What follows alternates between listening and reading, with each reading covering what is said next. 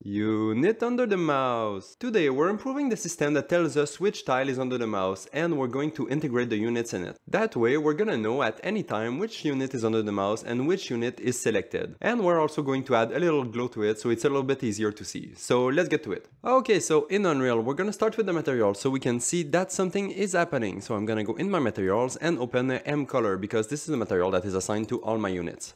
And here I simply added a new parameter just right here. It is a new vector3 parameter, which I named the color multiply, and we're using it to multiply the color. That way, if we want to make the color shine brighter, we can simply multiply it by something bigger, so let's say 10 for example. But for now I'm leaving it to 111 in every channel, that way it doesn't affect everything in the game right now, because everything's using that material also, so we don't want to break everything, so we're just going to let it to 111 by default.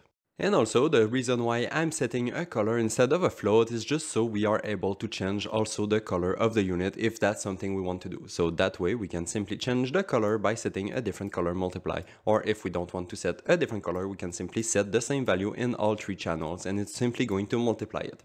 But okay, that's it for the material. We can close that and go open the unit. That way we can see in the game what it's going to look. So I'm just gonna go in my blueprints, core units, and open a BP unit. And here I will create a new function and two new variables. So variable. I name the function update visual if over or selected, and we're gonna use it to change the color of the material based on the two variables. So is overed and is selected, which are the two booleans that I just created. And here we can take our skeletal mesh, which is right here, and then set a vector parameter value on the materials, which is the new color that we created, so color multiply. And for the color, this is what we can do. So right now I'm getting a white right here in a linear color and I'm multiplying it by a float. So I'm multiplying it by 1 if it is not overed, and if it is overed, I'm multiplying it by 2.5. And then the result of that multiplication, I'm passing it inside another multiply just to multiply it again to see if the unit is selected or not. So if it is selected, I'm multiplying it again by 2.5, so it's going to be super bright. Otherwise, I'm keeping it to 1, so it's just going to be overed or nothing. And then we can just convert it to a vector and pass it to the function. And then one last thing right here, I decided that if the unit is selected, I want it to be a little bit highlighted blue, so I have a tint of blue right here. Otherwise, I'm just leaving it to white, so a pure white 111 in every channel. That way, if the unit is selected, it's going to be tinted blue. Otherwise, it's just going to be normal colored. And now just to test it real quick, I'm gonna go in my construction script, call my new function right here at the end, right here. And I will also open the two eyes on the side of the variables. And now if I go in my level and drag a unit in it, I should be able to check the two variables right here to see a difference. So right here, if I over my unit, we can see that it's brighter. If I select it, it's blue and brighter. And if it is overed and selected, we can see that it's even brighter. Perfect. So it seems to work, and it should work in all the unit types because they are all using the same material. Perfect. Let's delete that and go back in the blueprint. And delete this also, and I will also remove those two variables and go back in the event graph. Why not? And now the last thing I'm going to do in my unit is to create two new functions to set those two variables. So two functions right here. So I have the set is overed, passing it a boolean, and the set is selected, which I'm passing it a boolean also. In both of those functions, we are setting the boolean corresponding to the variable that we are setting, and then we want to call the visual function. That way the visual is also going to be updated. So I'm just going to connect it right here, and then go in my overed and connect it like so. That way we are setting the variable and then we are updating the visual right away. Perfect. And now one last thing before closing this blueprint, we are going to need to set a collision channel on the unit. That way we are going to be able to line trace to detect which unit is under the mouse cursor. So to do that, I'm just gonna go in entry and open the project settings right here. And I'm gonna go in the collisions category, which is right here, and create myself a new trace channel. I'm going to name it unit. And the default response is going to be ignore. That way nothing in the game is going to block that channel by default. Now we can click accept, go back in the unit right here. In the skeletal mesh on the right, we can assign it. So I'm just gonna go down, down, down. In the collision preset, I will expand the collision presets. I will change the new collision to custom, and then collision enable, we have to make it query only right here. That way it's going to block the query channel. And now the unit channel right here that we can see, it is ignored by default. We want to make it blocked just like that. And now we're done with the unit, so we can just close it. And now we can go in the player actions to update the hovered unit. So blueprint core, player, and open BP player actions. And we're going to create a first function to detect which unit is under the mouse. So create new function right here, which is going to be named getUnitUnderCursor, and I'm returning a unit at the end right here. And here to get the unit that is under the cursor, this is how we're gonna do it. So we get the player controller. For the player index, we can simply pass it at the beginning of the function just like that. And then the getItResult under cursor by channel, that's the same thing we did for the grid, but this time we are using the unit channel and not the grid channel right here. And then if it returned something, so if it touched a unit, we can simply break the result to access the actor, cast it to a unit, and then return it at the end. But in the case that the mouse was not directly on top of the unit, right here it's going to be false, and what we want to do is check if the mouse was on top of a tile. So right here we are getting the tile index that is under the mouse. That way if the mouse is over a tile that has a unit on it, we can retrieve the unit that is on the tile and then return it at the end right here. So that's what we are doing right here. We are getting the tile that is under the mouse, and then in the grid tiles we are finding it to access the data, which is containing the unit on tile that we can return at the end right here. It doesn't mean that the unit on tile returns a valid unit. It might not be valid, but that's not the problem, because we just want to know if there is a unit under the cursor or not. And if there is no unit under the cursor, well, it's going to be null anyway, so that's good. And now that we have a way to detect which unit is under the mouse, we have to update the function updateOverTile, which I'm actually going to rename it updateOverTile and the unit at the end right here. That way it's going to update both of them at the same time. And now we can open the function. And here we're actually going to change a bunch of things. So I'm just going to take all that, move it all the way down right here, and I'm just going to add a sequence at the beginning and connect it to the second pin of the sequence. So we're just going to check for the unit first, and then we're gonna do all the tile stuff. Which actually, to be able to update the hovered unit, we're gonna need a new variable, the same way we did for the hovered tile. So I'm just going to create a new variable, and I'm actually going to create the selected unit at the same time. So create two new variables. Here we go. So both my variables are BP units, and I have my hovered unit and my selected unit right here. And now that we have the variable, we can retrieve the unit that is currently under the cursor and compare it to see if it is the same as the hovered unit, because we don't want to update it if it is the same, because we don't need to. So we're just going to do something if it is true, so if the both units are not the same. But before setting the new value of the hovered unit, we have to first de-hover the previous unit. So if the previous unit was hovered and valid, we have to change it back to unhovered. That way it's going to update its visual right here. And then we can finally take the unit received as input and pass it inside the unit variable. And then if that variable is valid, so if we are currently on top of a new unit which is valid, we are just going to tell it, okay, you're over now. And now for the part where we are updating the hover tile, we want to change a few things, because if we have a unit that is currently selected, we want to use the index of that unit. We don't want to use the index that is currently under the cursor, because it might not be the same. Let's say if the unit is super tall and your mouse is over the head of the unit, it's going to select the unit, but it's also going to select the tile that is all the way behind the unit super far. So that's not the tile that we want. We want to use the tile that the unit is currently on. So that's what I'm gonna do. I'm going to start by disconnecting the sequence and create myself a new isValid right here, just to check if the hovered unit is currently valid. And if it is the case, we want to access the index of that unit and set it inside a local variable, so we have access to it later. So I named the variable a new index because this is the new index that we want to hover, and I'm actually going to also set it using the getTileIndex under cursor in the case that the unit is not hovered. So I'm just going to move the code right here and connect it to my isValidFalse right there, and then I can just disconnect everything. We're gonna connect it back later, and then we can just set the variable like so.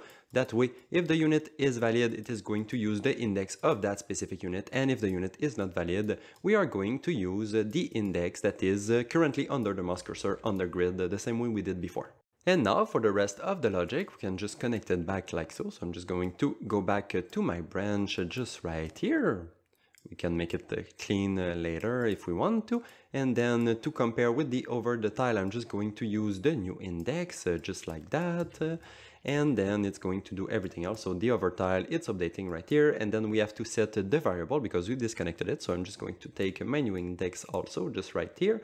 And now we're doing the same thing as we did before. Perfect. Okay, perfect. We should now have everything we need to see something different in game. So I'm just gonna go play. I'm gonna add a unit on the grid. Actually, I'm gonna add a bunch of them, whatever, so we can see that it works, and a bunch of slime, whatever.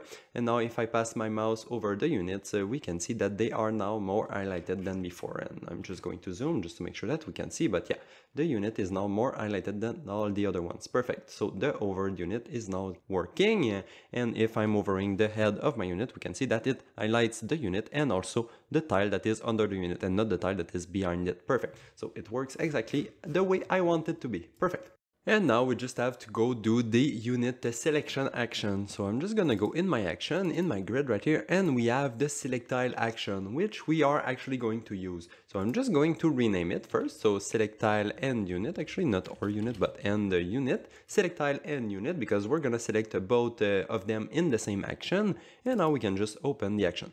And here inside the execute action, we have all the logic that selects a tile. But I actually think that it will be better to place it directly in the player action because I think it's pretty related. So what I'm gonna do is just copy all that and I'm going to go create myself a new function in the player action that we're gonna call from the action itself. So create a new function right here. I named the function set selected tile and unit and I'm passing it an int point as input for the index. And now we can paste all the code right there. And I'm actually just going to go back inside the action just to call that function real quick. So I'm gonna go back in the action, delete everything that was in there, and then call the action, the new function we created just right here. Here we go, just like that. So from the player action, we call the new function. Perfect, we can close this blueprint because we're done with it.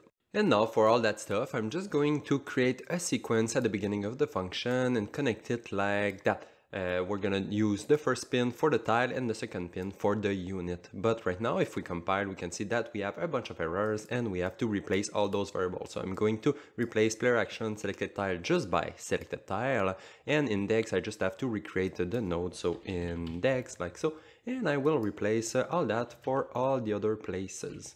And this is how it looks once that's done. Now we're gonna do the unit. So first I'm gonna have to fetch the unit from the grid right here. So in the grid tiles, I'm getting the selected tile that we just set right there. And now we're getting the unit that is on the tile. Now that I'm gonna do is promote that into a local variable that I'm gonna set before setting the real variable. So just connect it like so as the first step. And then we're gonna do the same thing we did at the top right here. We're gonna make sure that the new unit is not the same as the current one. So we're gonna do that just like this. We're gonna compare the selected unit with the new unit to make sure that they are not the same. And finally, same thing as for the hovered unit, we start by making sure to deselect the currently selected unit if it is valid, and then we simply select the new one. So we pass the new unit inside the selected unit and then we tell it, hey, you're selected now. And actually, I think that's it. So I'm just gonna go back and press play just to add a few units on the grid. So I'm going to add a few of those, a few of those, a few of those, doesn't really matter. Now with the select tile action, we can now select a unit. We can see that if we hover on the unit, it hovers it. And then if I click on it, it turns a little bit blue and it is now selected. And now if I continue to hover my mouse over it, it glows a little bit more. But yeah, we can select and deselect a unit and it seems to work. Now we might just need to rename the action a little bit so it makes a bit more sense than just a select tile. But yeah, I think the functionality pretty much works. Great. And for this button, we don't have a specific button, we can just change it directly in the tab. So I'm just gonna go in my tab grid right here. I have my select tile, which I'm gonna rename select tile and unit. And I'm actually going to do the same thing in the other tab. So I'm gonna go back in the tab pathfinding, select my button and rename it select tile and unit also, just like that. That way it makes more sense. Perfect, we can close both of them. And now, before ending the video, I'm just going to fix a little bug, because right now I have a unit on the grid. We can see that we can hover it and select it, no problem. So that works perfectly. But what if we regenerate the grid? So I'm just going to uncheck the checkbox and recheck the checkbox just so we can regenerate the grid. And now my unit, I can deselect it, sure. But now I can't select it again. Okay, that's weird. I can hover it, I can select the tile that is under it, I can click on the unit to select the tile, that works, but I can't select the unit itself. And that's happening because the grid doesn't know that the unit exists anymore, because the grid was regenerated and we never re-added the unit on top of the grid. So we're just going to do that real quick. So we can stop and go fix that. And this problem is actually happening inside the combat system. So I'm just going to open BP combat system, and right here in the event graph in the begin play we can see that we are hooking ourselves to the on-grid generated. So it should be already handled, but it's not. So let's go see why it's not the case. So I'm gonna go back in the on-grid generated function that we have right here to see what's happening. And right here we are looping through all the units and re-updating their grid index. So that should be good already. So I'm gonna go in that function to see why it's not the case. And actually the problem is right here, because we are checking to make sure that the index that we receive as input is not the same as the previous one, because we don't want to execute that logic over and over and over for no reason. So we are just doing it if the index changed. But in this case right here we can see that we are already directly taking the index of the unit. So that's for sure not gonna work, because we are taking that specific index and then we are setting it directly. So for sure they are the same. So here we have a few ways that we can fix that, but in that case I'm going to be a little bit lazy and I'm just going to add another condition as input in the function. So I'm going to add a new parameter, a boolean, and I'm going to name it force. That way we're going to have the possibility to force ourselves inside that loop right here, even if the indexes are the same. So to do that I'm just going to do an OR right here and compile to have access to my force variable and search for force. Get force, just like that, and then we can hook ourselves to this branch right there. So now if the boolean is true, we are still going to go inside that loop. I'm just going to make sure that the default value of the variable is false, because we don't want it to be true all the time. And then I'm going to go back in the on-grid generated right here and check that checkbox, just so it is going to force itself inside the function. Perfect. Now we should go see how it looks in game. And now here I have my unit that can select and deselect it, no problem. And what if I regenerate the grid? I should now be able to select it again. Perfect. Now it works. I can select it again if it was deselected. Great. But now we have another problem right here. I don't know if you saw it, but right now the unit is selected, but the tile is not. And that's happening when we are regenerating the grid also. So like that, the grid gets regenerated, but the tile that is selected and the unit that is selected doesn't get updated. So right here, we should reselect the tile because the tile is still valid. But in the case that the tile is not valid anymore, so let's say if I generate my grid like that and I select one of those tiles, now if I generate the grid based on the environment, the tile doesn't exist anymore. So in that case, we should deselect it. So we're just gonna go do those two things. So update the tile when we are regenerating the grid to make sure that it is updated properly. And we're gonna do that inside the player action. So let's go back in there, and right here we have the grid. Actually, I'm gonna go back in the combat system just to get those two callbacks that we have in the begin play right here. So I'm just going to copy all those 4 nodes right there, and then go back in the player action, give myself a bit of space, and just paste it right here. So now we are hooking ourselves to the same callbacks that we did in the combat system. So just like that. Now the functions don't exist anymore, so I'm just going to create them. So click on the drop down menu and then you can select the create a matching function, which is going to create a function for you. Then you can go back right here, do the same thing for the other one, and then you can rename both of them if you want to. So here I renamed the first function onGrid generated, which is the function that is associated with the callback onGrid generated right here, onGrid generated. And what I'm doing is checking if the selected tile is still valid, is still a valid index inside the grid, and if so, I'm reselecting it just like that. And otherwise, I'm deselecting it by setting a -999 index as a selected tile and unit. But here we are ending up with the same exact problem that we had in the combat system because we are doing the exact same thing. If I'm going in the function, we can see that here we are checking to make sure that the index is not the same, and we are doing the same thing for the unit. So I'm going to do the same exact fix. So I'm going to add a new boolean that I'm going to name force, and I'm going to connect it to both my branches. So OR right here and OR right there, and I'm going to connect them to both my branches. And this is how it looks. So I have my force right here connected to the OR, and I have my force down there connected to the OR also. And now we can go do the other function, so the second function that we created, so the untile data updated right here, which is linked to the other callback that we have just right there.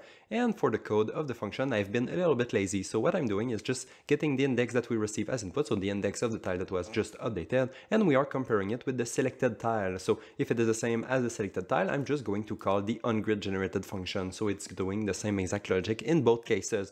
which is, in that case, opening that function, will tell us that it is checking to make sure that the selected tile is still valid. So after it was updated, we are making sure is it still valid, and if so, it is reselecting it. And here we have to make sure to check the force checkbox, otherwise it's not gonna work. And now it's time to go test and see if we're done with this video. So I'm just gonna play. We have an infinite loop. Okay, I didn't expect that. Okay, if I click on the show right here, we can see what's happening. So it is calling the untiled data updated. That's good. And then ungrid generated makes sense. It's the same function that calls the other one. That's good. We are setting the tile, selected tile and unit. That's good. We are adding a state to the tile because the tile is now selected, so we are adding a color to it to say, hey, you are selected now, and then it's updating the tile visual, and then it is removing the instance. That's a bit weird, but I don't think that's really the problem. I think the problem is that if we go back in the player action right here, I'm gonna go back in the event graph, this callback right here is also called when we are setting a state on top of the tile. So if the tile is now selected, over, highlighted, whatever, this callback is also called, and I don't think that's a good idea because this is the callback that's happening when the tile data is updated. So if the tile data changes the real data, not just the color on top of it. So I'm just going to fix that also. And that is inside the BP grid. So I'm just going to go in the BP grid and open it. And then right here we have the untiled data updated, which we can find the reference and see where it is called. It is called here, here, and there. This is when we are adding a state. So we're just going to fix that. So for that, I'm just going to start by adding a new event dispatcher to replace that one. So I named the new callback until state updated, and I'm also passing it an index, the same way we did for the previous callback. So now I'm just going to use it to replace both of them. So the one that is an add state to tile, so that one right here, I'm just going to replace it, call, and connect it like so. We can disconnect the other one and delete it, and we're gonna do the same thing in the other one. So in the remove state from tile, just this one right here, remove state from tile, we are also going to call the new callback. So we can connect the index just like that, connect it like so, delete the previous one just like that. So now we are calling a new callback when those events are happening. But now we replace the callback, but we can't really just do that because somewhere in the code that callback was used. So I'm just going to go see where that callback was used in the code and replace it to use the new callback instead. So I'm just going to click on the find in blueprints like that and see where all the places that are using that callback. So the one in combat system is the one that we saw today, so it's good already. The one in player action, same thing. And then we have the ones in the grid which are calling them, so that's not what we are interested in.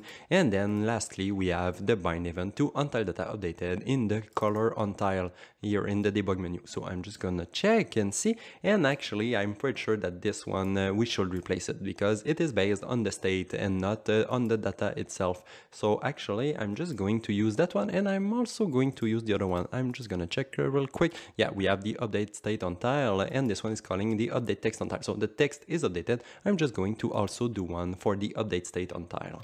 And this is how I connected it right here in the middle. So I'm binding myself to the new callback we just created. So until state updated right here. And for the create event, I'm just going to select a function that already exists. Actually, I'm going to use the one that is on the left right there. So update state on tile. Before it was calling the update text on tile, but I think that makes more sense if we are calling the update state on tile because this is just for the state. So that should work as expected, and it should work the same way it was working before. So perfect, we can compile, save that.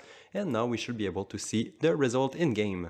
And now in game, if I select or deselect a tile or a unit, it works as before. And now if I select a unit and a tile and I regenerate the grid, we can see that both of them are still selected. If I select in the empty space, we can see that it works. Oh, actually that one is not empty, but yeah, otherwise the tile gets deselected just like that. And it seems to work exactly as expected. Perfect. So we're done with all the little bugs, and I think that's gonna be it for today. So I'm gonna see you in the next one. Bye bye.